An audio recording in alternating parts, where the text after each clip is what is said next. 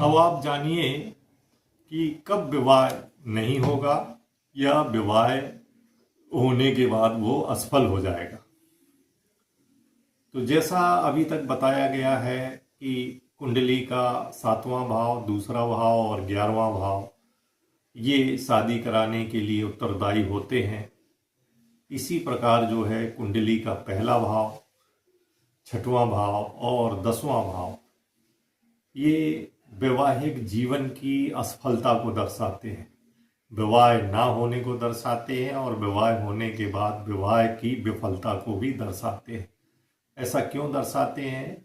ऐसा इसलिए दर्शाते हैं कि कुंडली का जो पहला भाव है, केपी पद्धति में भाव को कस्प बोलते हैं, तो प्रथम जो फर्स्ट कस्प है, असेंडेंट है, वो विवाह के लिए निषेध भाव है। निषेध भाव क्यों है? क्योंकि यह भाव द्वितीय भाव का 12वां भाव है, अर्थात जो है जीवन में जो दूसरे व्यक्ति का प्रवेश होगा उस व्यक्ति के आगमन को ये रोकता है।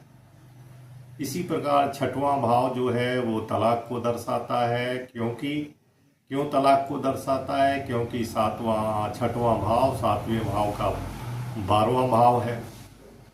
इसी प्रकार जो 10वां भाव है वो विवाह का टूटना और असफलता को दर्शाता है, क्योंकि ये 11वें भाव या 11वें कष्ट जो विवाह पूर्ति और सफलता का है, उससे ये 12वां खर्च का भाव है। तो क्या नियम निकला? अतः यदि 7वें हाउस का कस्प लॉर्ड या स्टार लॉर्ड या सब लॉर्ड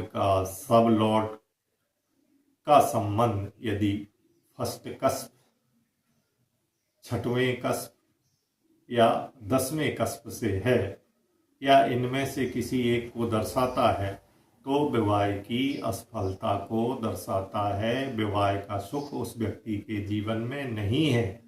यदि 7वें हाउस के कस्प के सब लॉर्ड या स्टार लॉर्ड या सब लॉर्ड का संबंध या ये सब लॉर्ड का जो सिग्निफिकेटर्स है वो 8th कस्प या 12 कस्प है, तो विवाह के बाद वो जातक मुकदमेबाजी में फंस जाएगा और विवाह का दुख झेलेगा। नमस्कार।